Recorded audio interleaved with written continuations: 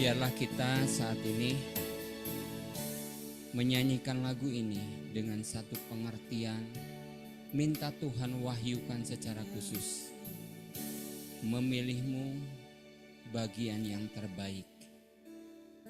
Ada harga ketika kita menetapkan hati kita untuk mengikut Tuhan. Karena itu mari kita menyanyi, menyembah Tuhan dengan pengertian yang benar. Diwahyukan oleh Roh Tuhan. Sehingga kita menghidupi itu dalam hidup kita.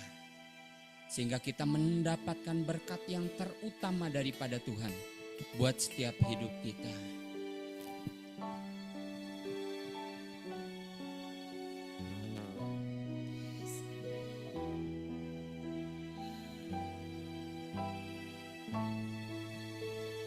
Memilihmu bagian yang terbaik,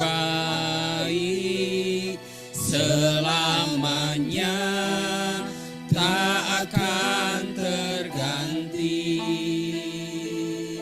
Harta yang paling berharga hanya Kau Yesus selamanya.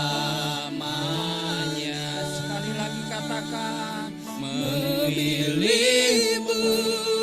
bagian yang terbaik, selamanya tak akan terganti. Harta yang paling berharga hanya Kau Yesus selamanya. Harta yang paling berharga, harta yang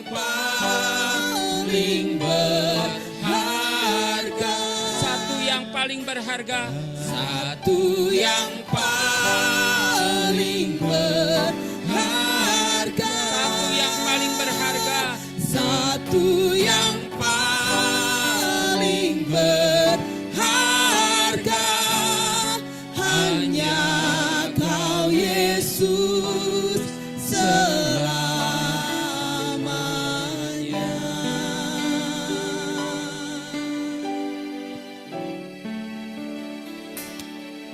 Engkau materaikan Tuhan deklarasi iman kami, kerinduan hati kami, memilihmu bagian yang terbaik dari hidup kami. Biar Engkau condongkan terus hati kami sampai napas terakhir kami tetap hidup dalam kebenaran firman-Mu. Tidak melenceng ke kiri atau ke kanan, tapi terus berjalan, makin lama makin kuat, hendak menghadap Tuhan di Sion. Apapun yang saat ini kami alami, Roh Kudus yang lembut, silakan Engkau bekerja menjamah setiap pribadi hati kami. Jamah setiap kami Tuhan. Engkau tahu lubuk kami yang paling dalam. Bahkan kadangkala kami tidak mengerti isi hati kami sendiri. Tapi Engkau Tuhan, pencipta langit dan bumi, yang berjanji, aku sekali-kali tidak pernah membiarkan Engkau, dan aku sekali-kali tidak pernah meninggalkan Engkau. Terima kasih Tuhan. Dalam nama Tuhan Yesus kami berucap syukur. Amin. Silakan duduk. Shalom. Puji Tuhan. Hari ini kita mau belajar firman Tuhan.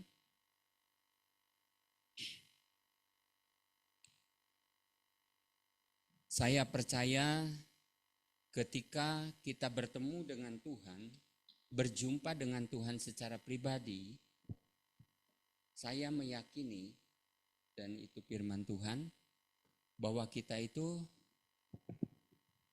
tidak akan menjadi lemah dalam perjalanan iman kita. Bukan tidak menghadapi pergumulan, bukan tidak menghadapi lembah air mata, bukan tidak mengalami musim yang tidak baik, tapi karena kita tahu siapa yang kita ikuti, siapa yang kita sembah, siapa yang kita puji. Tahun 94 kurang lebih saya mengikuti satu retreat. Waktu itu saya masih muda dan sekarang pun masih muda. Di sana supaya mataku tertuju padamu. Ketika mengikuti retreat itu, tidak akan pernah lupa. Pertama, di tempat retreat itu, Jagabaya mungkin ya kenal Pak siapa? Yang sering disebut di sini yang dulu Pak Wari. Jadi kami retreat di situ, saya ingat banget itu belum ada listrik, belum ada lampu gitu ya. Jadi saya waktu itu ketua panitianya, saya bilang gini, Pak, kami tidak akan bayar, kami minta tidak bayar di sini, tapi semua lampu dengan kabelnya semua itu kami yang pasang. Dan itu dipasang lampu neon kira-kira 10 watt ya tiap kamar. Dan waktu itu ketika retreat, semua tidak ada yang mengalami namanya tidak gatal badan. Karena lagi ayam bertelur, banyak kutu ayam. Jadi semua kena. Tapi yang lebih luar biasa lagi, ketika hari terakhir, saya ingat itu tidak di ruangan, tapi di halaman, pakai kayak kanvas gitu ya, di halaman, pohon besar, lalu langit cerah, lalu Bapak Rohani saya menyampaikan firman Tuhan. Ketika menyampaikan firman Tuhan selesai, kita diajak berdoa.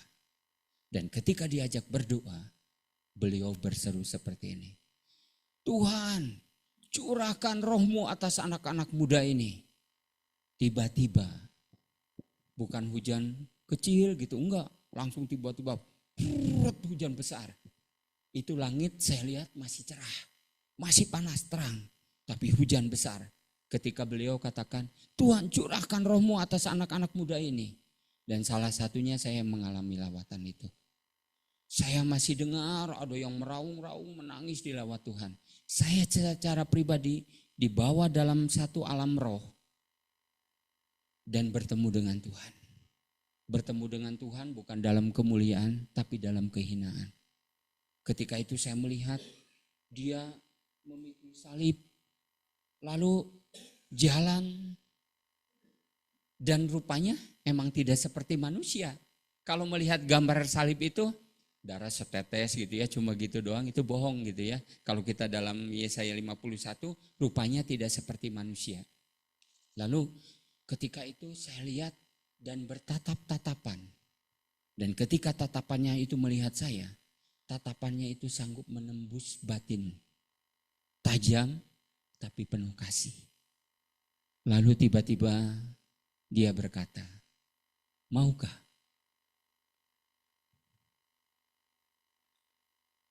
engkau seperti aku?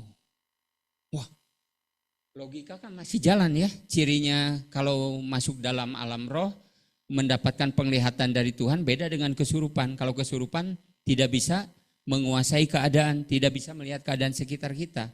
Tapi ketika kita di bawah roh Tuhan, kita tetap sadar.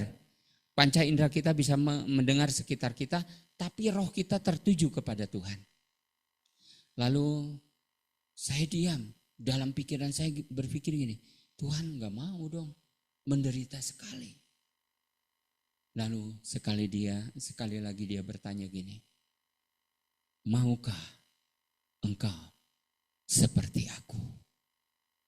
Dan ketika saya lihat tatapannya itu benar-benar sangat dalam hati saya, menusuk sangat dalam, tajam tapi penuh kasih. Saya masih berpikir Tuhan gak mungkin, karena akal sehat masih berjalan kan. Lalu sekali lagi bertanya, apakah engkau mau seperti aku? Yang ketiga kali, tiba-tiba roh Tuhan menguasai hati saya, memenuhi hati saya. Dan saya katakan, Tuhan, saya mau. Ketika saya katakan, Tuhan, saya mau. Tiba-tiba seperti ada satu damai sejahtera yang belum pernah saya rasakan. Mengalir dengan deras dalam hati saya. Dan tiba-tiba mulut saya nggak bisa ditahan lagi, tubuh saya merasakan aliran listrik, lalu mulut saya berbahasa roh nggak bisa ditahan gitu ya. Lalu saya bangun, datangin bapak rohani saya di bawah pohon gitu ya. Saya mau ngomong bahasa Indonesia nggak bisa ngomong bahasa Indonesia, bahasa roh terus yang keluar. Beberapa waktu saya diam, terus saya ngomong lagi nggak bisa bahasa Indonesia, bahasa roh yang keluar. Dari situ saya makin sungguh mengikut Tuhan karena ada perjanjian dengan Tuhan. Kalau saudara ingat, ibu bapak ingat, pemimpin pernah katakan gini, supaya engkau bisa mengikut Tuhan sampai akhir hidupmu, minta satu covenant, perjanjian dengan Tuhan, hidupmu dan Tuhan. Supaya ketika dalam kondisi apapun tetap berjalan makin lama, makin kuat. Hati kita, hidup kita condong kepada Tuhan. Apapun yang terjadi. Saya sudah melewati berbagai musim. Dan saya percaya kalau Tuhan sudah pimpin musim yang lalu, Tuhan akan pimpin kepada musim yang berikutnya. Kalau Tuhan sudah pimpin dari kegerakan yang satu, kita akan dipimpin kepada kegerakan yang lainnya. Kepada kemuliaan demi kemuliaan. Itu normalnya anak Tuhan. Tapi hari-hari ini coba kita lihat. Hal-hal yang sepele kita mulai abaikan. Emang pekerjaan iblis itu jangan dipikir nanti datang dengan mengacak-acak kita dengan nyata, enggak. Dengan halus. Di tengah-tengah keluarga kita, hubungan suami istri gitu ya. Mulai iblis hembuskan kalau kita tidak hidup dalam hadirat Tuhan. Bisa hati kita mulai menyimpan sesuatu untuk pasangan kita. Mungkin kata-kata kita juga mungkin karena tidak di hadirat Tuhan bisa menyakitkan. Cara kita memandang saudara kita sudah lain. Saya sempat kemarin tergerak sekali menanggapi satu tulisan tentang kepemimpinan. Lalu saya bilang gini, jangankan melakukan menghormati pemimpin, menghormati wanita yang lebih tua sebagai ibu, laki-laki yang lebih tua sebagai bapak, perempuan muda sebagai adik, yang di bawah kita sebagai saudara kita, sebagai adik, saudara dalam keluarga, itu sudah susah diterapkan. Betul enggak? Sudah kehilangan banyak.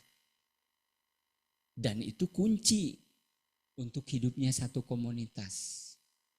Minggu yang lalu disampaikan bahwa perkataan itu cerminan hati kita. Betul? Nah, cerminan hati kita itu mungkin kita, misalnya saya menyampaikan sesuatu kepada Bang Nando. Tanpa saya sadari, kalau saya tidak hidup dalam hadirat Tuhan, banyak hal mungkin kata-kata saya tentang dia itu salah. Banyak orang tidak menyadari bahwa di dalam hidup kita ada namanya alam bawah sadar. Jadi ketika kita mendengar sesuatu, ketika kita melihat sesuatu di sekeliling kita, baik atau buruk, itu diserap.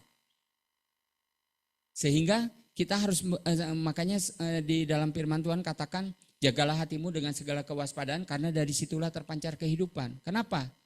Karena alam bawah sadar ini sesuatu yang tidak kita sadari lalu menyusup. Misalnya saya bergaul dengan Pak Teguh. Saya ngobrol gitu tentang Pak Medi. Lalu saya misalnya membicarakan Pak Medi, Pak Medi mau gini. Pak Teguh nggak merasakan bahwa itu masuk dalam bawah sadarnya kalau dia tidak setiap hari menguji dan memurnikan hatinya di hadapan Tuhan. Masuk itu. Lalu menjadi perenungan yang tanpa disadari. Ketika bertemu dengan Pak Medi, ada sedikit sikap Pak Medi yang tidak berkenan di hati Pak Teguh, yang alam bawah sadar ini keluar. Mengerti maksud saya? Akhirnya apa? Kok Pak Medi kayak gini gitu. Pak Teguh nggak menyadari bahwa sesuatu yang di bawah alam sadar itu tentang Pak Medi yang jelek itu masuk ketika ngobrol dengan saya. Makanya penting kita menjaga perkataan kita. Minggu kemarin dikatakan, perkataan cerminan hati kita, Lukas 6 ayat 45. Yang meluap dari mulut itu keluar dari hati. Sehingga kita perlu jaga telinga kita, jaga hati kita ketika kita mendengar sesuatu tentang seseorang. Supaya apa? Ini dibersihkan. Dibersihkan lagi dengan firman, semua yang indah, semua yang manis, semua yang sedap didengar, semua yang suci. Pikirkanlah semua itu. Dalam nama Yesus dibersihkan. Saya ditegur lewat ini. Dulu saya saking cintanya Tuhan dan tidak ada yang membimbing dengan baik. Mendidik anak saya yang satu dan kedua, itu saya ada cara-cara yang salah. Bukan karena saya membenci mereka, bukan. Saking saya ingin anak saya itu takut akan Tuhan. Ingin hidup mereka itu sungguh-sungguh dalam Tuhan. Tapi cara yang salah. Harganya mahal, mahal. Tapi saya lalui dan puji Tuhan, hari demi hari dipulihkan oleh Tuhan. Apalagi ketika di Lembang ini, pemimpin keluarga Allah di tempat ini, ketika kita berdoa bersama-sama saling mendoakan satu dengan yang lain, itulah yang dikatakan di lagu, kita bertemu untuk menyembah Tuhan, kita bertemu saling mengasihi. Lalu kita bertemu apa? Kita bertemu saling menyembuhkan. Komunitas kita harus menyembuhkan, bukan melukai. Amin. Sehingga kita harus jaga ini perkataan kita, hati kita, alam bawah sadar kita ini, memori ini. Jangan menyimpan sesuatu yang buruk tentang saudara kita. Supaya apa? Supaya berkat Tuhan tidak terhalang dalam hidup kita. Kenapa? Sederhana aja, kita bisa renungkan firman Tuhan. Tuhan Yesus mati ketika aku masih berdosa. Jadi apa haknya aku untuk memandang saudaraku, misalnya memandang Pak Gultom, menilai Pak Gultom, oh gini. Apa hak saya? Nah, lalu minggu lalu dikatakan, jangan sampai dengan perkataan kita menghakimi. Tuhan Yesus katakan gini di dalam Lukas 6 ayat 42. Kamu melihat selumbar di mata saudaramu, tapi balok di matamu kamu tidak lihat. Saya pikir kalau dulu itu pengertiannya ya kita punya kesalahan besar itu enggak kita lihat. Kita lihat saudara kita melakukan kesalahan yang sedikit, wah itu dibesar-besarkan.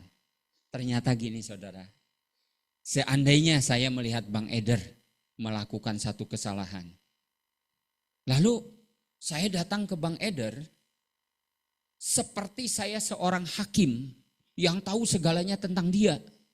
Wah Bang Eder kemarin gak datang karena ini. Padahal lagi sip kerja gitu. Lalu misalnya, wah Bang Eder gak bener ini main musiknya, ini ada roh yang gak bener ini gitu ya. Ternyata mungkin ngantuk gitu. Selesai sip kerja dengan tertatih-tatih berjuang untuk memainkan musik. Kita menghakimi lebih daripada yang patut gitu. Kita menilai orang seakan-akan kita tahu segala sisi hidup orang. Betul? Seringkali seperti itu. Saya ketika menyiapkan firman Tuhan ini ya banyak dikoreksi oleh Tuhan gitu ya. Sehingga saya sangat berhati-hati, apalagi dengan karunia yang saya miliki, cukup melihat mendengarkan seseorang bercerita, biasanya ada impresi dalam hati saya lebih berhati-hati lagi. Kenapa? Segala sesuatunya harus diuji dengan firman Tuhan. Uji hati kita murni enggak ketika menyampaikan sesuatu kepada saudara kita. Betul enggak untuk kebaikan dia atau untuk memuaskan hasrat kita? Pak Medi salah, ini kesempatan untuk saya menegur dia. Selama ini dia yang menegur saya gitu kan. Bisa seperti itu menghakimi. Padahal Tuhan enggak seperti itu kepada kita, betul? Ketika kita melakukan satu kesalahan, ketika saya datang pada Tuhan, saya enggak pernah Roh Kudus katakan, kamu gini. Saya datang pada Tuhan. Tuhan, Engkau tahu bahwa saya mengasihi Engkau. Misalnya saya melakukan satu kesalahan kepada anak saya tahu kata-kata saya salah. Saya datang, Tuhan, saya minta ampun, saya salah. Tapi Engkau tahu, saya ingin mengasihi Engkau. Saya terbuka di hadapan Tuhan dan Tuhan tidak pernah memperlakukan kita menuduh 24 jam. Nah, dosa kamu dulu gini. Harusnya kita seperti itu kepada saudara kita. Amin. Harusnya kepada orang lain ketika kita melihat kesalahan saudara kita bercermin. Oh, Tuhan Maha Kasih kepada saya. Bukan kita kompromi dengan dosanya. Bukan. Tapi tetap dosa tetap dosa. Tapi jangan sampai kita mengorbankan kebenaran. Yang mengatakan firman Tuhan mengatakan kasih menutupi segala sesuatu. Artinya bukan kompromi dengan dosanya, tapi bagaimana kesalahan, kelalaian, kelemahan saudara kita ini bisa disembuhkan. Bisa kita rangkul dengan kasih Tuhan. Dia tidak merasa tertolak, terlempar, dan akhirnya keluar dan di luar sana bahaya sedang mengintai. Nah, marilah kita terus ini menjadi hal yang menjaga hidup kita sepanjang hidup kita untuk kita tidak bertindak gegabah. Lalu perkataan menghancurkan kebangunan rohani. Kalau di dalam Yakobus 3 ayat 5 itu perkataan seperti api kecil yang bisa membakar hutan. Kalau saudara pernah nonton satu YouTube, itu malu saya nontonnya. Satu buah gereja yang besar menyebut si ini akan ini menyebut nama. Dan sebetulnya itu sedang menghancurkan kebangunan rohani yang mungkin Kedar Nebayot sedang akan datang. Lalu ketika melihat kesaksian gereja Tuhan, ternyata sami maun. Akhirnya apa? Mundur lagi. Ada banyak mungkin dalam hidup kita karena perkataan yang salah. Satu jiwa keluar meninggalkan Tuhan, sakit hati. Banyak mengalami seperti itu karena perkataan, karena sikap. Saya tidak lebih baik ketika saya menyampaikan ini, saya banyak dikoreksi Tuhan. Sehingga makin hati-hati gitu ya terhadap anak saya, terhadap istri, terhadap bereaksi di luar pun, dimanapun, di jalan raya. Lebih berhati-hati. Kenapa? Hidup kita itu selalu diintai. Kan dikatakan seperti singa yang mengaum-ngaum kan? Iblis berjalan seperti singa yang mengaum-ngaum. Mencari kelemahan kita. Bayangkan kalau kita sendiri seperti iblis yang mengintai kesalahan saudara kita gitu ya.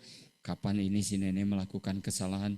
Ini dia pernah marahin saya. Kapan ini saya bisa marahin lagi gitu? Apa bedanya kita? Nah saudaraku, setiap hari saya belajar terus namanya hati menghamba dan itu tidak mudah. Dan itu yang sekarang banyak hilang. Orang mencari posisi, mencari kedudukan, bukan menghamba. Saya kemarin ke persekutuan Sariwangi. Terus ada yang hadir di situ, kebetulan teman istri saya, dia cerita gini, tadi aku agak terlambat karena dari suci ya, Buddha suci ya kalau biasa disebut ya, kira-kira gitu. Dia katakan gini, mereka banyak dana besar dan mereka bisa keluar dengan baik. Dan kadang kala saya berpikir, ini kan ada dalam firman Tuhan, kenapa kok gereja enggak melakukan itu? Terus saya bilang, hati-hati kalau gitu, jangan sampai nanti hatimu terpikat gitu. Karena itu semua dalam firman Tuhan. Masalahnya kita mau lakukan atau enggak gitu kan. Betul enggak? Kebenarannya udah ada dalam firman Tuhan dan semua juga ambil dalam firman Tuhan. Sekarang gereja sepertinya tidak ada bedanya dengan dunia ini. Kalau dunia libur katakan cerai itu biasa, sekarang di mana-mana banyak mengatakan, oh cerai itu bisa dengan alasan ini, dengan alasan itu. Gereja kehilangan fungsi garamnya. gereja kehilangan fungsi cahayanya, terangnya. Nah, lalu kita juga sering kemarin tentang perkataan sering mengatakan sesuatu yang tidak tepat. Coba kita lihat, mungkin jarang ayat ini dibahas. Amsal 25 ayat 11 sampai 12. Sebelum masuk tema tentang tidak berdusta. Amsal 25 ayat 11 sampai 12. Yuk kita baca sama-sama biar ini masuk di dalam roh kita, di dalam memori kita, dalam hati kita supaya ini selalu kita ingat ketika kita mau menegur orang ya. Yuk sama-sama kita sebutkan alamatnya dulu. 1, 2, 3. Amsal 25 ayat 11 sampai 12. Perkataan yang diucapkan tepat pada waktunya adalah seperti buah apel emas di pinggang perak. Teguran orang bijak adalah seperti cincin emas dan hiasan kencana untuk telinga yang mendengar.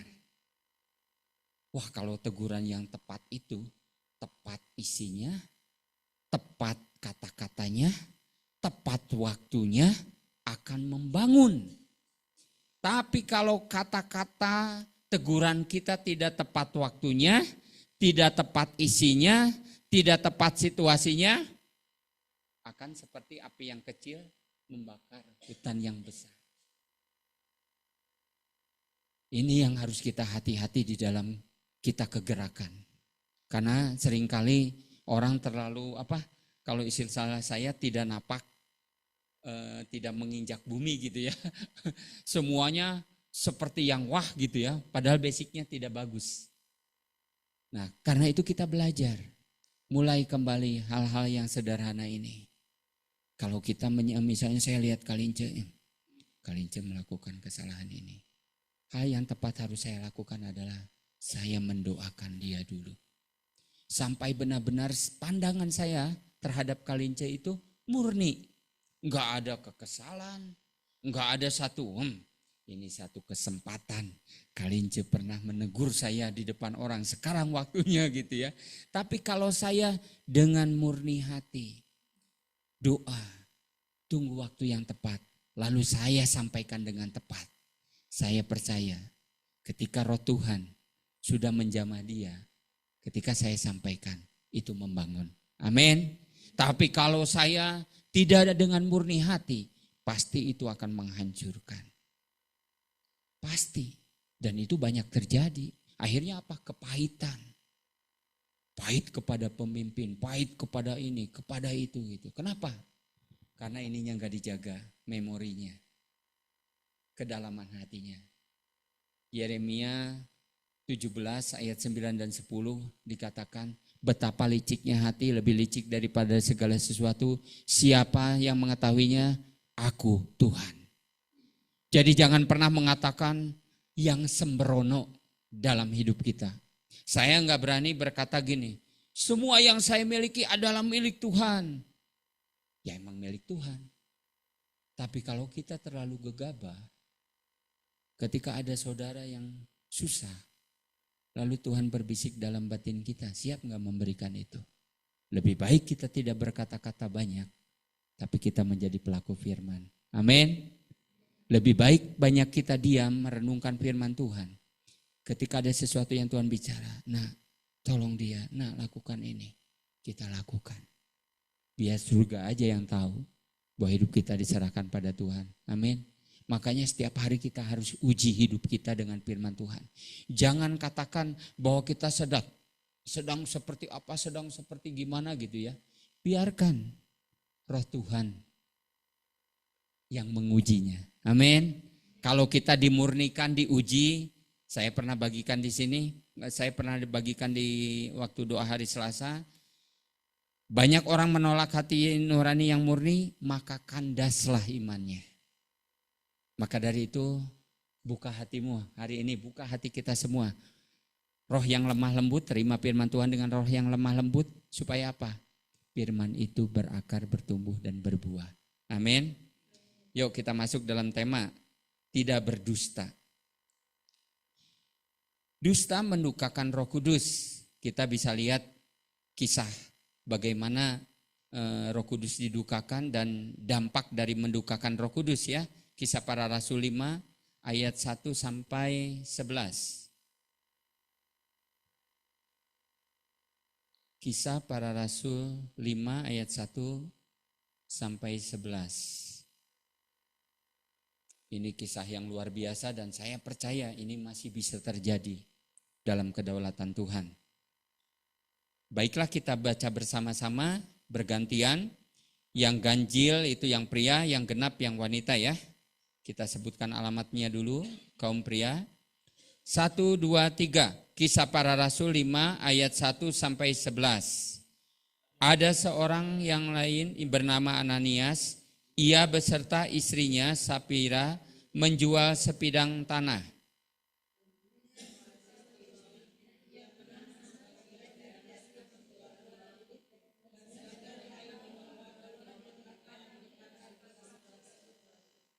Tetapi Petrus berkata, Ananias, mengapa hatimu dikuasai iblis sehingga engkau mendustai Roh Kudus dan menahan sebagian dari hasil penjualan tanah itu?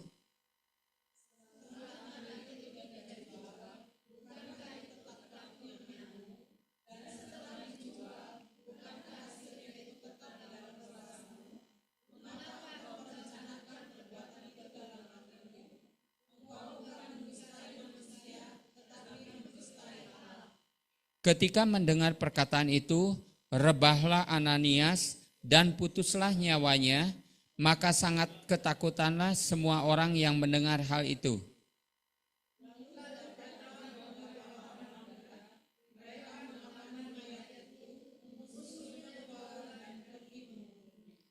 Kira-kira 3 jam kemudian masuklah istri Ananias, tetapi ia tidak tahu apa yang telah terjadi.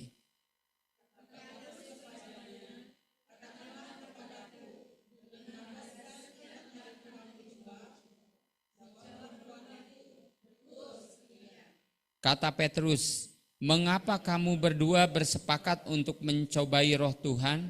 Lihatlah, orang-orang yang baru menguburkan suamimu berdiri di depan pintu dan mereka akan mengusung engkau juga keluar.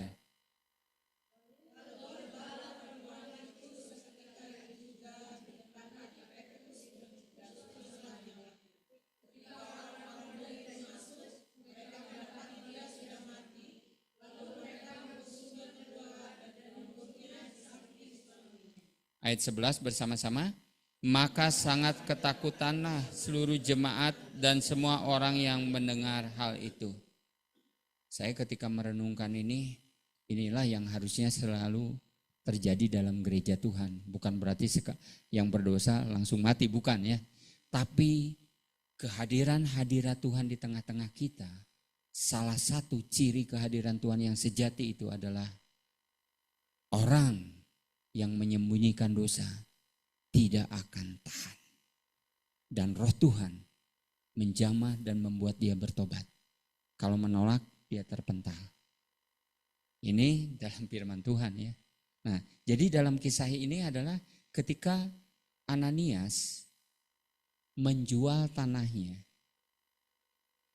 Lalu dia berpikir, ini tidak tertulis tapi tersirat ya, saya imajinasikan. Bagaimana ketika dia menjual tanah itu, dia mau memberi sepenuhnya, aduh lebar gitu. Nah tapi sayangnya dia datang kepada Rasul Petrus itu, dia nggak mengatakan bahwa inilah hasil sebagian dari penjualan tanah dia. Tapi dia mengatakan inilah penjualan hasil tanah saya, kira-kira seperti itu. Makanya Petrus berkata, kenapa kamu mendustai Roh Kudus? Banyak kali Tuhan tidak melakukan tindakan langsung atas satu dosa.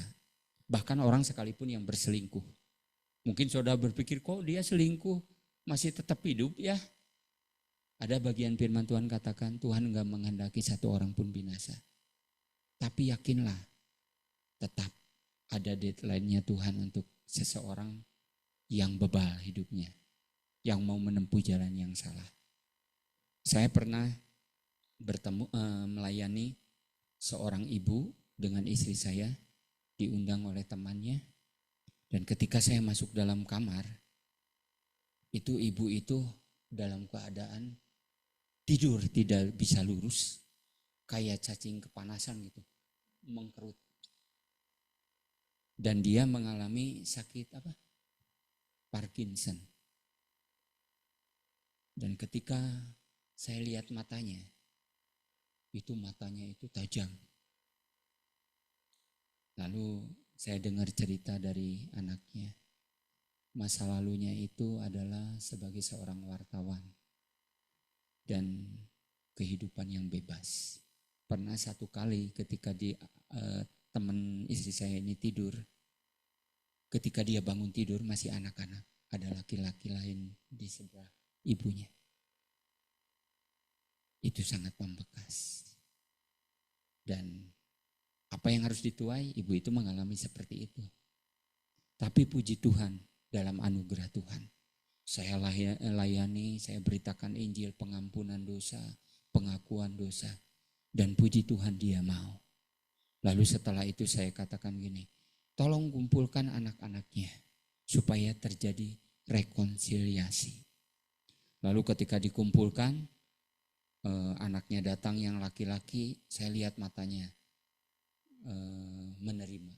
Tapi ketika menantu perempuan datang, saya belum pernah lihat mata orang seperti itu, seperti mau menerkam. Dan waktu itu saya katakan, ibu harus mengampuni. Ibu harus melepaskan pengampunan karena Tuhan Yesus juga mengampuni ibu. Setelah saya katakan itu, saya ingat sekali, matanya jadi teduh kembali, didoakan.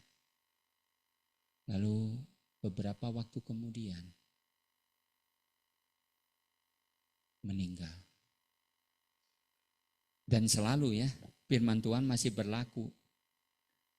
Tuhan akan menimpakan kutuk kepada generasi berikutnya yang belum di dalam Tuhan.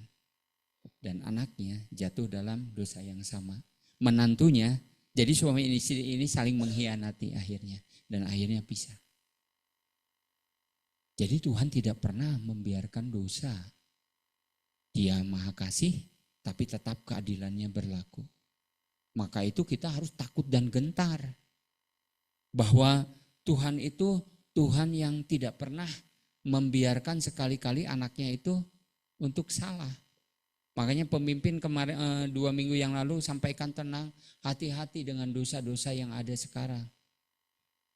Dosa pornografi, dosa-dosa yang lain gitu ya. Karena apa? Dunia ada di tangan kita.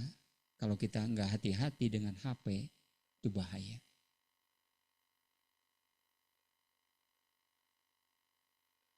Lalu ketika dengan kuasa Tuhan memenuhi Petrus menyampaikan apa yang Roh Tuhan sampaikan, Ananias langsung rebah.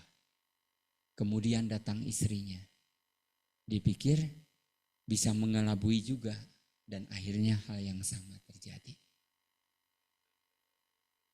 Tapi ada satu dusta yang seringkali kita tanpa sadari dalam hidup kita bahwa kita berdusta. Di lubuk hati kita. Itu yang lebih mengerikan. Contoh gini.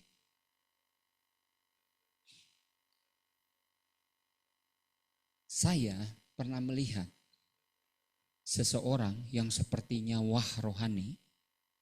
Itu teman dekat saya. Wah, tidak terlihat sesuatu yang jelek. Dan saya kalah saing lah kalau di hadapan Bapak rohani saya itu. Kau lewat lah, kau kurang dewasa rohani dibanding dia gitu ya.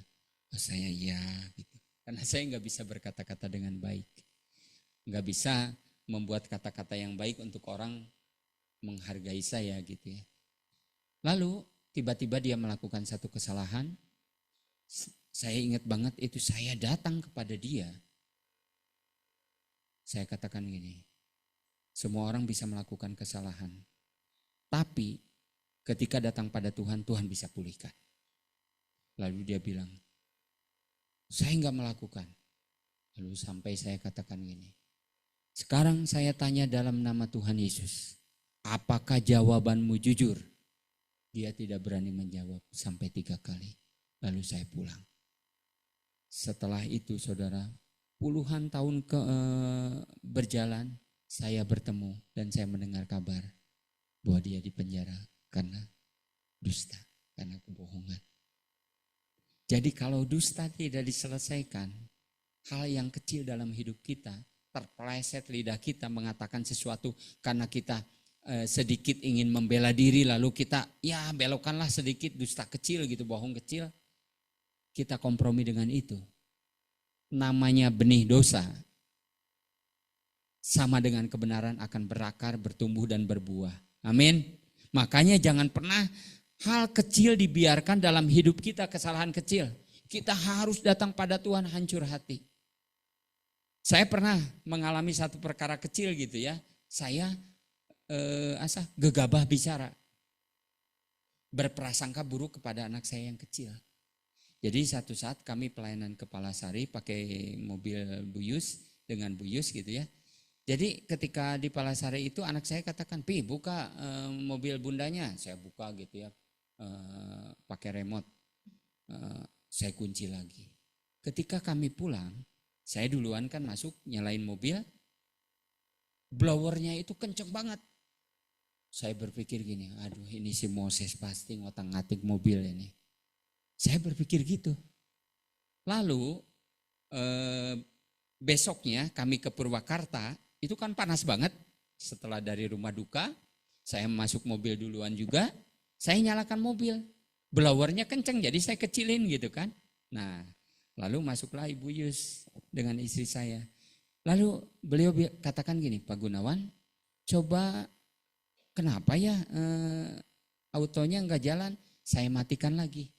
Lalu jalankan lagi AC-nya. Dan blowernya kencang. Nah itu yang seperti itu Pak Gunawan harusnya. Waduh langsung saya katakan, aduh kemarin saya menjadi hakim untuk Moses. Kalau kita ada di hadirat Tuhan terus menerus, kita akan peka hal kecil pun. Kita enggak sembunyikan di hadapan Tuhan. Langsung saya katakan, Tuhan ampuni saya Tuhan, saya salah. Saya minta ampun. Mungkin bagi orang, kenapa sih yang kayak gitu harus dibereskan? Itu benih. Sama dengan ketika kita berprasangka kepada seseorang, kalau itu prasangka itu lalu dibuktikan oleh Tuhan, salah apa yang kamu pandang kepada seseorang, lalu kita tidak hancur hati di hadapan Tuhan, saya katakan itu benih. Makanya jangan heran, tiba-tiba kenapa orang jatuh? Enggak sekaligus. Ada perenungan dulu, ada sesuatu yang di alam bawah sadar yang memponis seseorang, mungkin berpikir hal-hal yang porno, hal-hal yang enggak benar, tinggal menunggu waktu. Kalau itu diingatkan roh Tuhan tidak dibereskan. Kan standar perjanjian baru lebih tinggi ya, betul enggak? Yang disebut berzina itu, misalnya ketika saya melihat seorang perempuan lalu syahwat saya naik, itu udah berzina. Karena itu bukan istri saya.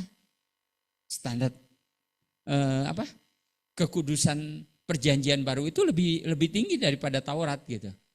Nah, makanya penting kita menjaga kekudusan dalam hidup kita dalam segala hal. Mata kita, perkataan kita, telinga kita. Jadi orang jatuh itu bukan seketika, tapi ada proses. Makanya setiap hari kita harus katakan, Tuhan, uji aku, selidiki aku, murnikan aku. Supaya apa? Hal yang tidak berkenan tidak ada di dalam pikiranku, hatiku. Amin.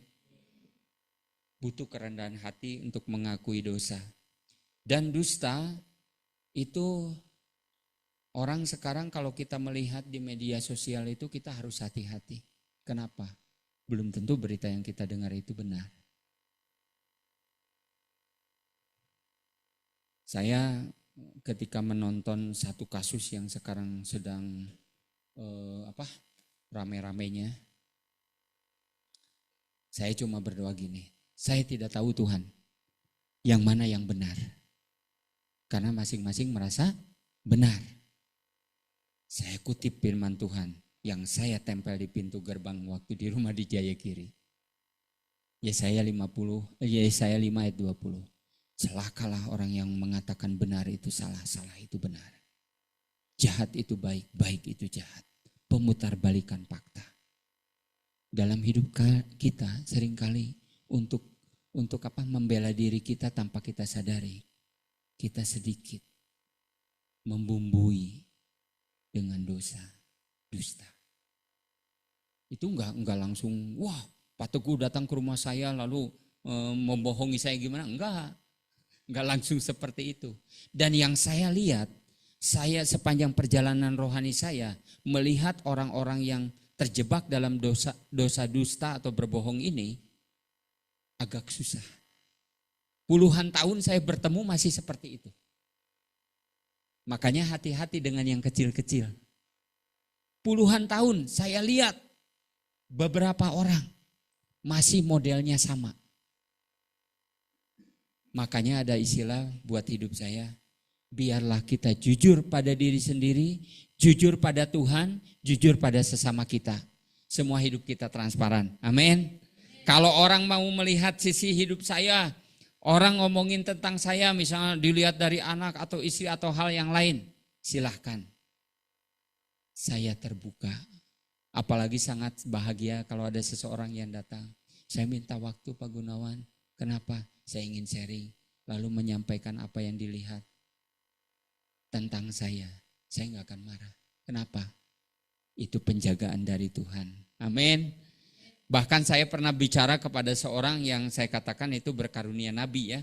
Dia udah teruji ketika dia berdoa, dia mengatakan sesuatu langsung terjadi. Beberapa kali terjadi. Sampai orang dikatakan kamu akan pergi ke tempat ini. Jadi. Lalu saya katakan gini, kalau kamu mendengar suara Tuhan tentang saya yang salah, jangan ragu. Kalau perlu tunjuk saya. Supaya apa? Saya selamat. Amin. Kalau orang mencintai nasihat dan teguran, pasti selamat. Amin. Nah, kadangkala ketika kita ditegur dosa kita itu teguran saudara kita benar, kalimatnya sudah benar, suasananya sudah benar, situasinya sudah tepat. Kenapa kita masih bisa sakit? Berarti kita terluka. Seperti tangan saya, kalau ada luka di sini, lalu kesenggol sama Bang Eder, hanya sedikit, pasti merasa sakit. Betul nggak? Walaupun Bang Eder nggak bertujuan untuk menyakiti saya, tapi karena luka di tangan saya belum sembuh, kesenggol sedikit pun sakit. Nah, periksa hati ini hari ini, coba periksa alam bawah sadar kita, mudah tersinggung nggak kita? Mudah berprasangka jelek nggak kepada orang lain? Bisa jadi itu sesuatu yang sudah bertahun-tahun ada di alam bawah sadar kita dan Tuhan ingin sembuhkan, ingin bersihkan. Bagaimana caranya? Dengan firman Tuhan. Kenapa perlunya kita berulang-ulang? Kata berulang-ulang, mengajarkan berulang-ulang, itu dikatakan gini, sampai benar-benar tajam, sampai benar-benar terukir, tertulis di dalam batin kita, supaya bersih. Makanya kalau baca firman Tuhan, saya sering mengutip firman Tuhan gitu ya, diucapkan supaya apa? Terukir. Wah, saya sangat diberkati ketika nyiapkan ini.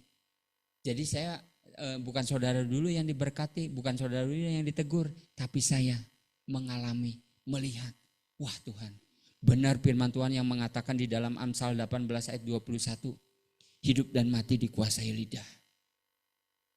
Orang berpikir hidup dan mati kesuksesan itu dengan sesuatu yang dikerjakan dengan banting tulang segala macam.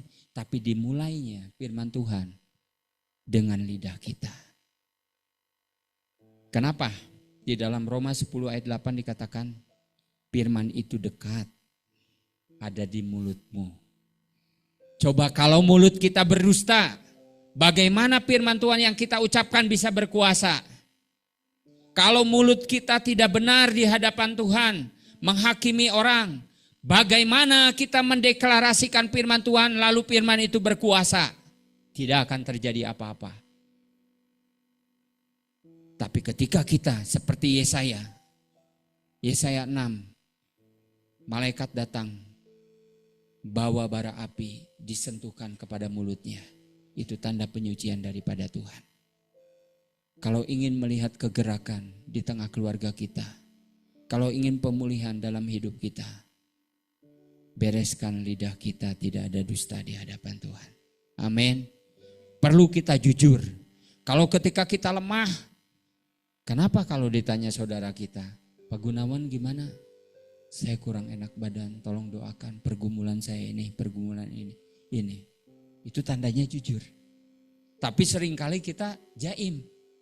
Gimana Bang Nando kabarnya? Wah sehat kok, saya tetap kuat di dalam Tuhan. Orang yang peka bisa tahu isi hatinya apa. Gak mau direndahkan. Jadi kalau kita terlatih belajar mendengar suara Tuhan, ketika kita berhadapan dengan seseorang, orang itu cerita, kita gak mendengar ceritanya, kita mendengar sesuatu yang tidak diceritakan oleh dia. Itu yang harus dijaga terus dalam hidup kita. Jangan ada dusta di antara kita. Dibersihkan hidup kita. Coba supaya jelas firman Tuhan ini, Roma 10 ayat 8. Silakan baca. Seorang ibu silakan membacanya dengan keras. Sebutkan alamatnya dulu. Roma 10 ayat 8.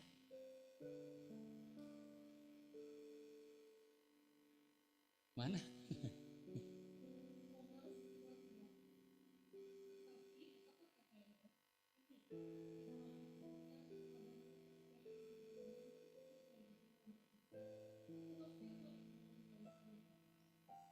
Nah saudaraku, firman itu dekat, ada di mulut kita. Jadi kalau mulut kita ada dusta, nggak mungkin bisa terjadi sesuatu.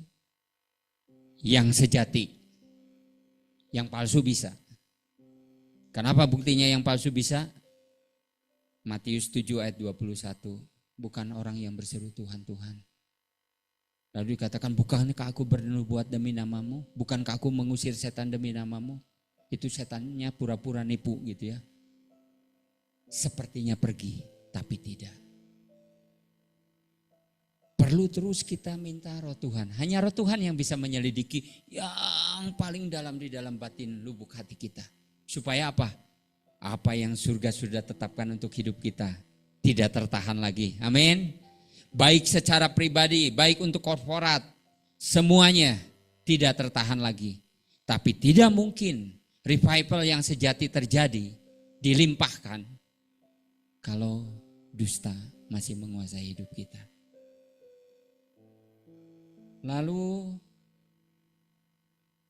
dikatakan di dalam Kolose 3 ayat 9 dan 10,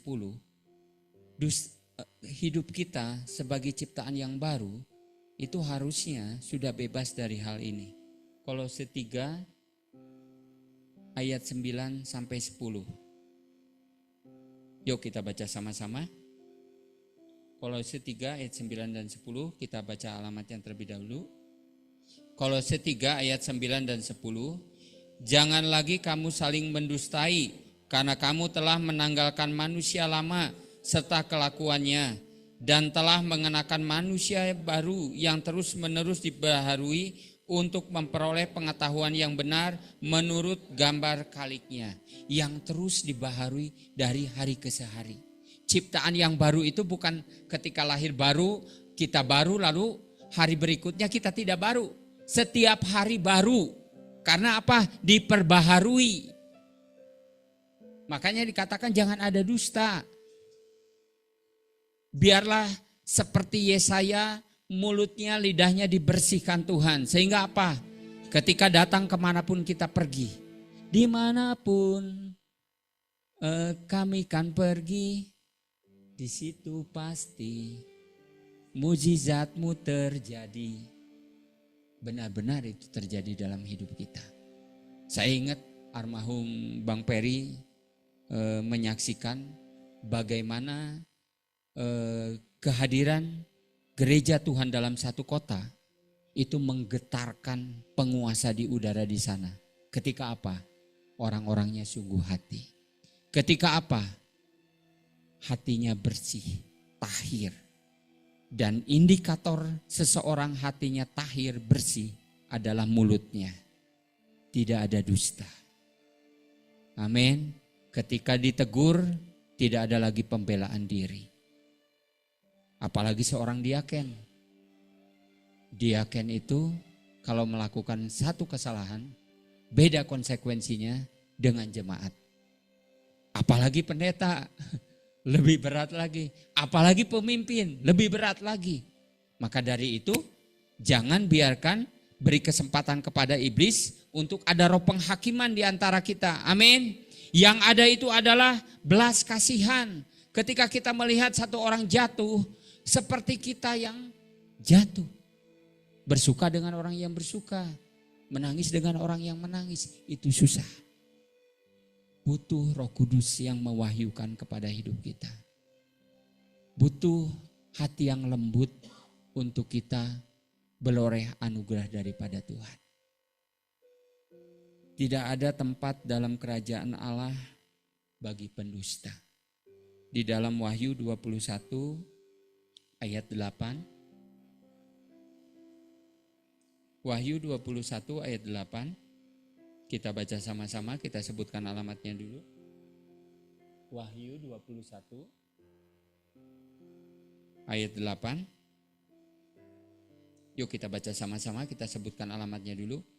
Wahyu 21 ayat 8. Tetapi orang-orang penakut, orang-orang yang tidak percaya, orang-orang keji, orang-orang pembunuh, orang-orang sundal, tukang-tukang sihir, penyembah-penyembah berhala, dan semua pendusta, mereka akan mendapat bagian mereka di dalam lautan yang menyala-nyala oleh api dan belerang. Inilah kematian yang kedua. Ayat 27.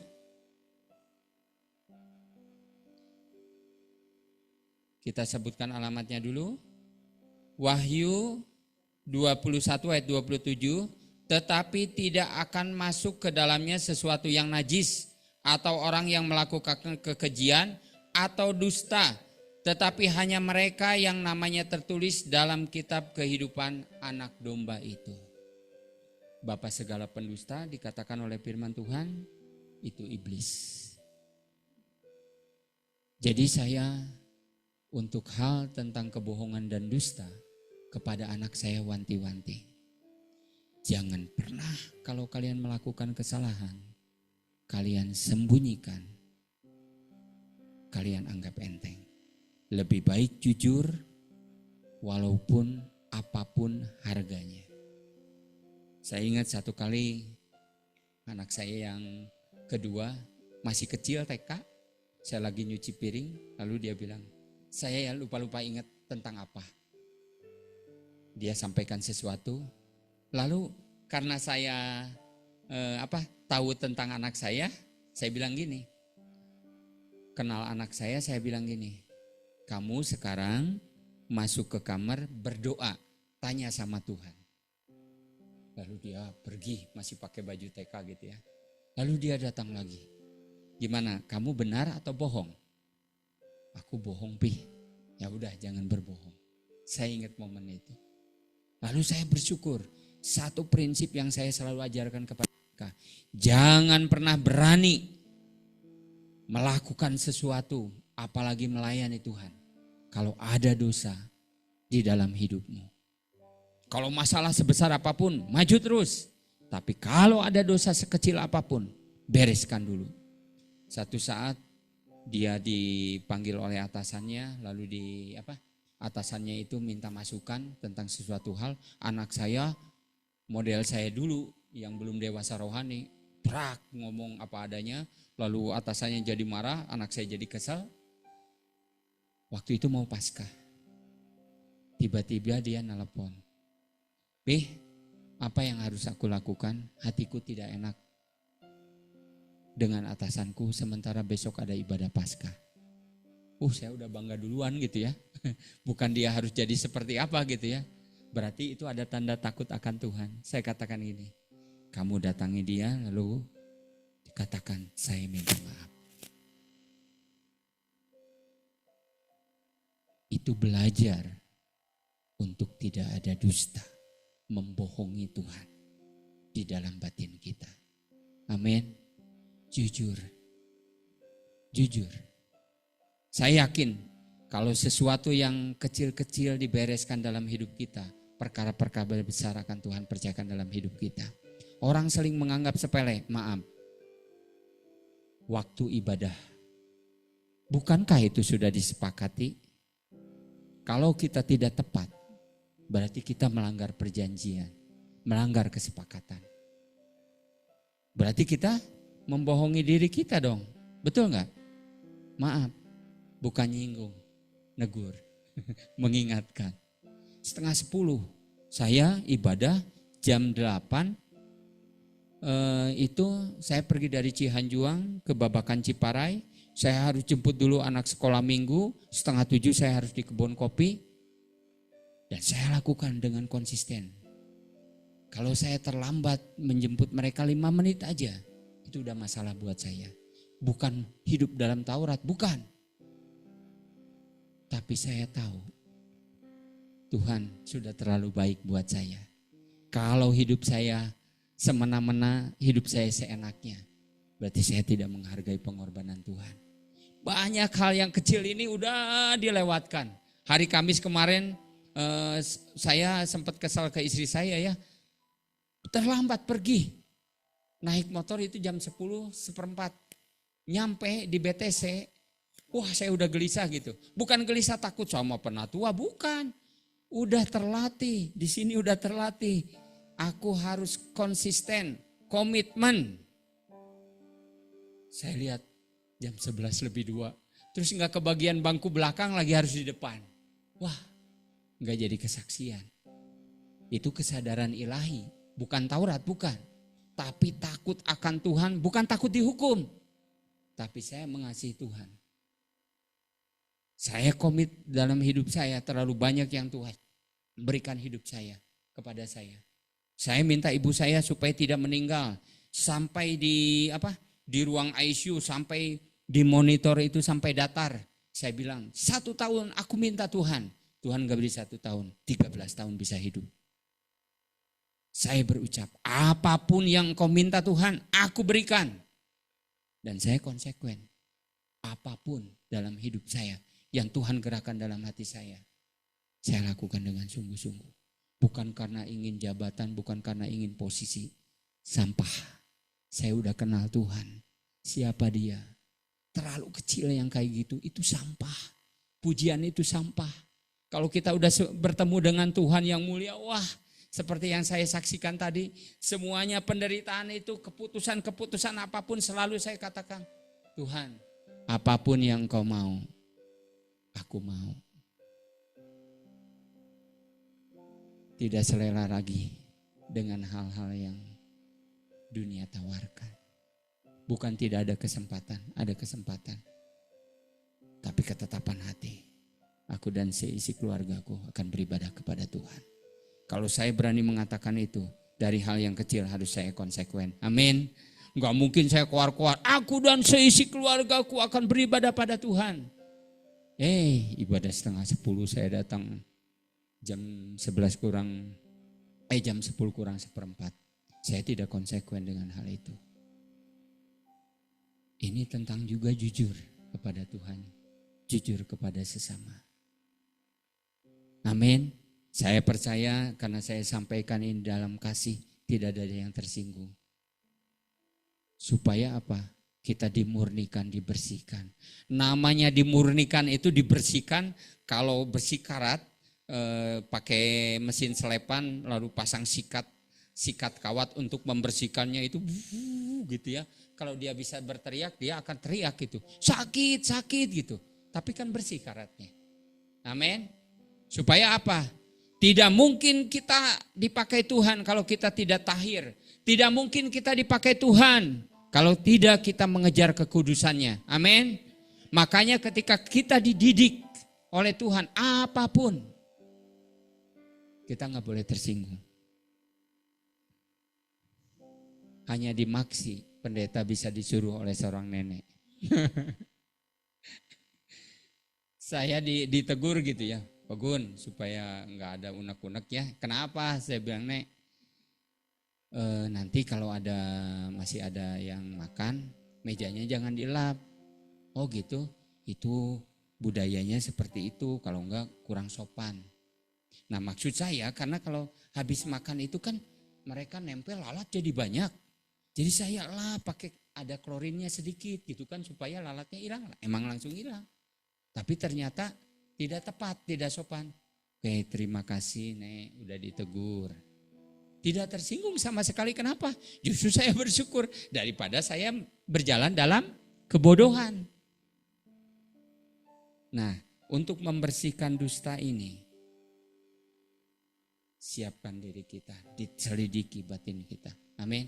Karena manusia terbatas untuk melihat itu. Diri kita terbatas untuk melihat itu. Saya bacakan. Kebohongan yang diulang memang bisa dipercaya manusia. Tetapi kebohongan tidak pernah bisa mengubah hakikat kebenaran di hadapan Allah. Amin. Karena suara mayoritas bukan standar kebenaran. Lalu dikatakan viral. Kalau sekarang kan wah, kalau viral itu sepertinya beritanya udah wah dan pasti benar gitu ya.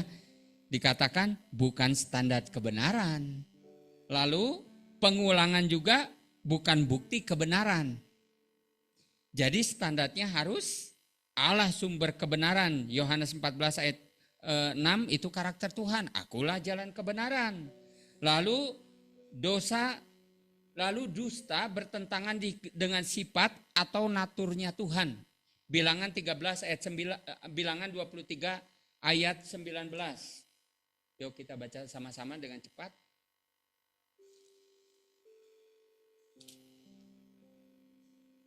Bilangan 23 ayat 19.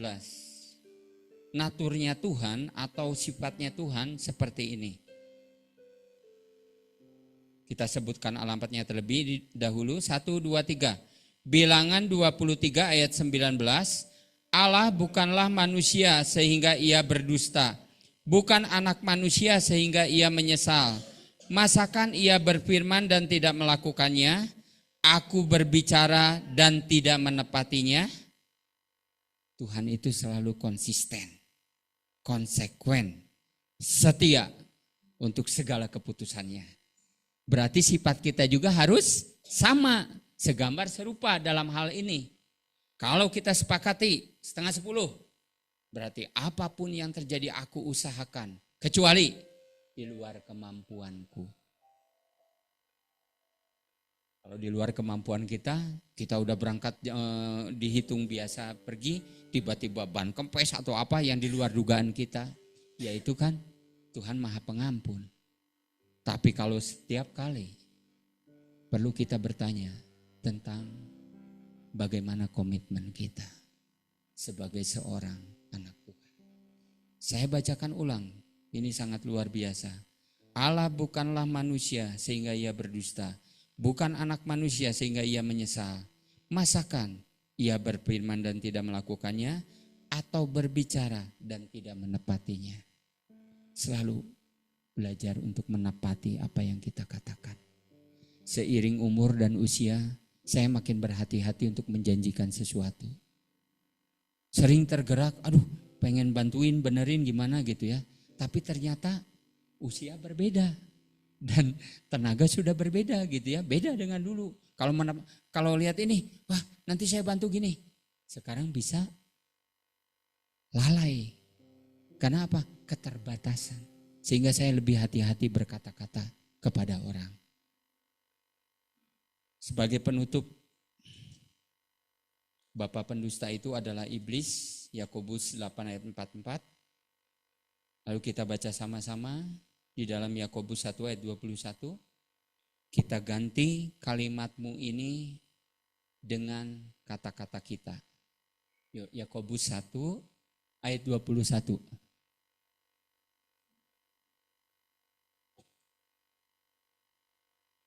Sebab itu buanglah segala sesuatu yang kotor, sebab itu Gunawan, buanglah segala sesuatu yang kotor dan kejahatan yang begitu banyak itu, dan terimalah dengan lemah lembut firman yang tertanam di dalam hati Gunawan, yang berkuasa menyelamatkan jiwa Gunawan. Kita sama-sama ya baca firman Tuhan ini, ganti dengan mu-nya dengan nama kita, lalu di kalimat awal, sebab itu sebut namamu, buanglah segala sesuatu yang kotor, dan selanjutnya. Yuk kita sebutkan dengan hati minta kepada Tuhan sungguh-sungguh untuk Tuhan membersihkan hidup kita. Amin. 1, 2, 3. Sebab itu Gunawan, buanglah segala sesuatu yang kotor dan kejahatan yang begitu banyak itu, dan terimalah dengan lemah lembut firman yang tertanam di dalam hatimu Gunawan, yang berkuasa menyelamatkan jiwamu Gunawan.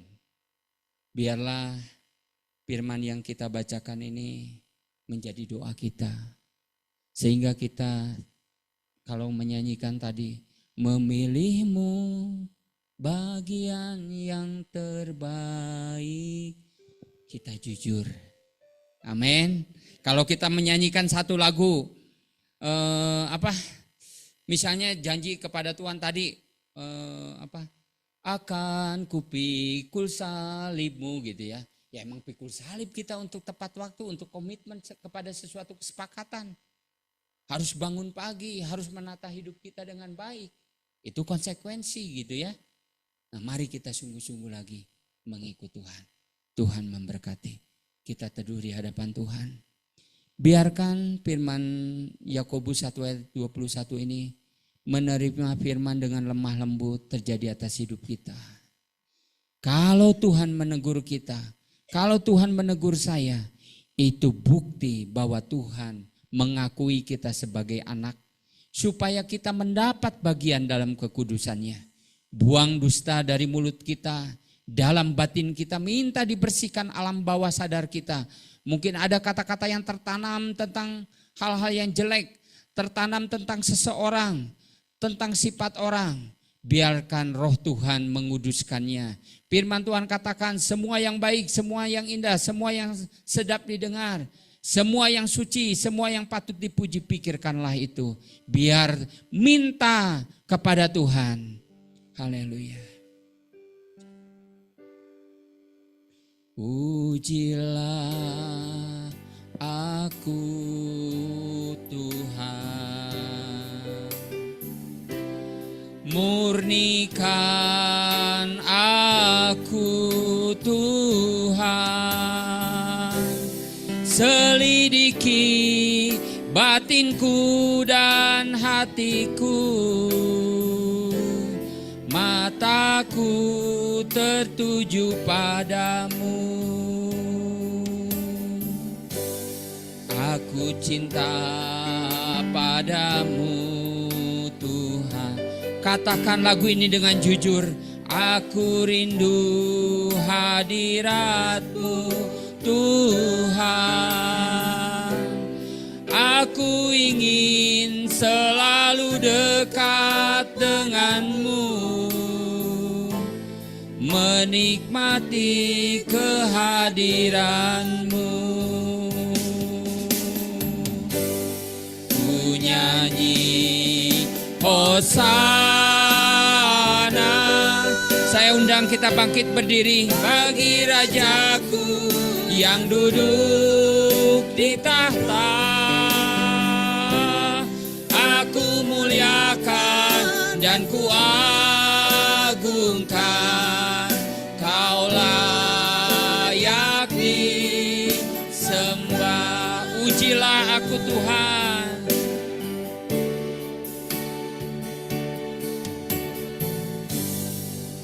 Ujilah aku Tuhan. Murnikan aku Tuhan. Murnikan aku Tuhan. selidiki batinku dan hatiku. Mataku tertuju padamu.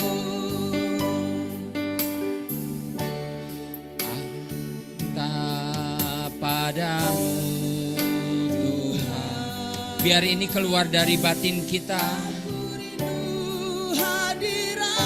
Jamah Tuhan, aku ingin selalu dekat padamu, menikmati kehadiranmu. Ku nyanyi Hosana bagi Rajaku yang duduk di tahta. Aku muliakan dan ku agungkan, Kau layak disembah. Biarkan musik mengalunkan lagu ini. Saya beri kesempatan untuk kita secara pribadi datang pada Tuhan. Biar kita dibedah oleh pedang bermata dua itu, firman Tuhan yang hidup. Supaya yang terselubung, yang selama ini terekam dalam alam bawah sadar kita, yang membuat cara pandang kita, perkataan kita tidak membangun, biar roh Tuhan membersihkannya dengan firman Tuhan. Biar Tuhan juga menyelidiki batin kita, hal-hal yang tersembunyi, sehingga ditahirkan hidup kita. Lidah kita dibersihkan, dikuduskan oleh api Tuhan.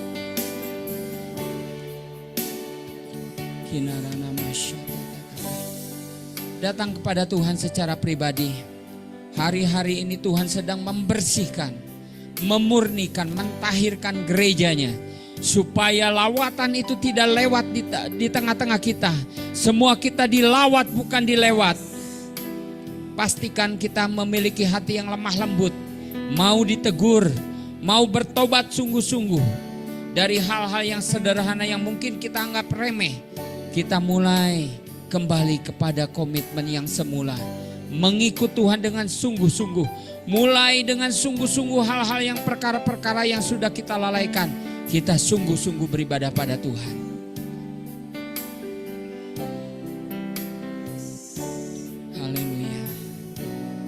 Kinara nama syaka yara nama syaka tata tata kayara nama syaka.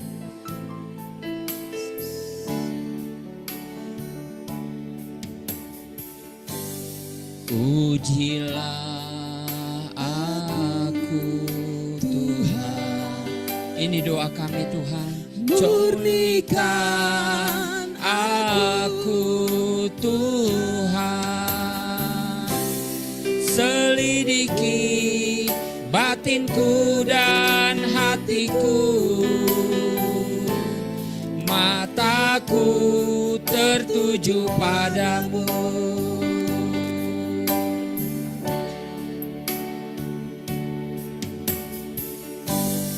Aku cinta padamu Tuhan. Aku rindu hadirat-Mu Tuhan. Aku ingin selalu dekat padamu, menikmati kehadiran-Mu. Ku nyanyi Hosana bagi Rajaku yang duduk di tahta.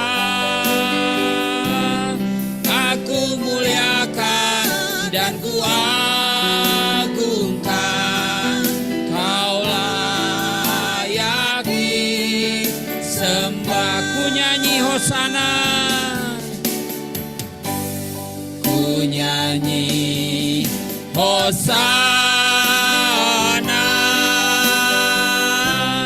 bagi Rajaku yang duduk di tahta. Aku muliakan dan kuagungkan,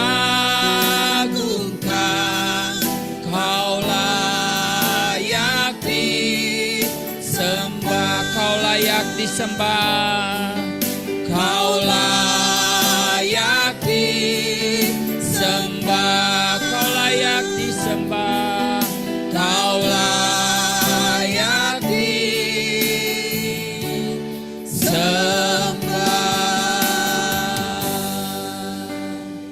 Firman Tuhan yang diletakkan dalam hati saya, Tuhan mengenal siapa umat kepunyaannya. Siapa yang berseru kepada Tuhan meninggalkan kejahatan, baru doanya bisa dijawab. Pastikan saat kita berseru bersama sekarang, untuk doa-doa kita, Tuhan menjawab karena kita punya hati yang lembut untuk bertobat, meninggalkan segala kejahatan kita. Termasuk dusta kita, termasuk dusta kita terhadap komitmen yang sudah kita sepakati. Terima kasih Tuhan. Kami mengucap syukur Tuhan betapa sayangnya kepada kami. Menegur, menghibur, menguatkan kami. Karena Tuhan ingin semua kami mendapatkan bagian kekudusan daripada Tuhan. Terima kasih Tuhan. Saat ini kami berdoa dalam nama Yesus. Api Tuhan menyucikan kami semua. Lidah setiap kami ditahirkan dengan api-Mu Tuhan. Terima kasih Tuhan. Jamah semua Tuhan. Lubuk hati kami yang paling dalam ditahirkan, dikuduskan oleh Tuhan. Memori alam bawah sadar kami dikuduskan oleh Tuhan. Dalam nama Yesus Tuhan. Terima kasih Tuhan. Terima kasih Tuhan. Terima kasih Tuhan. Terima kasih Tuhan. Terima kasih. Kami tahu seperti Bapa sayang kepada anaknya, demikianlah Engkau sayang kepada kami. Kalau Engkau mengingat kami, menegur kami, Engkau sangat sayang kepada kami. Api Tuhan menguduskan kami, mulai dari pemimpin, para diaken, seluruh umat Tuhan, dimanapun yang tidak hadir, dibersihkan oleh api Tuhan, dimurnikan, sehingga kami menjadi orang-orang yang siap untuk menerima kegerakan Tuhan. Terima kasih Tuhan, terima kasih. Terima kasih Tuhan, terima kasih. Terima kasih. Angkat kedua tangan kita terima berkat Tuhan.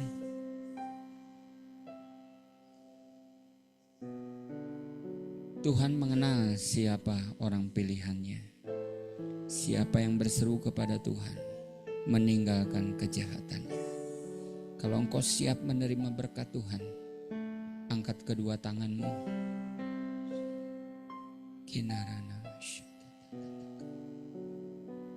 Apa yang belum pernah engkau lihat, belum pernah engkau dengar, belum pernah timbul di dalam hatimu, akan disediakan Tuhan bagi mereka yang mengasihi Dia.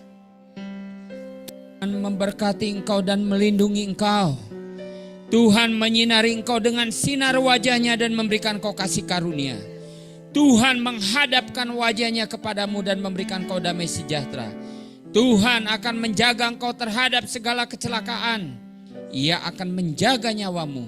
Tuhan akan menjaga keluar masukmu dari sekarang sampai selama-lamanya. Dalam nama Tuhan Yesus, sama-sama kita katakan amin. Tuhan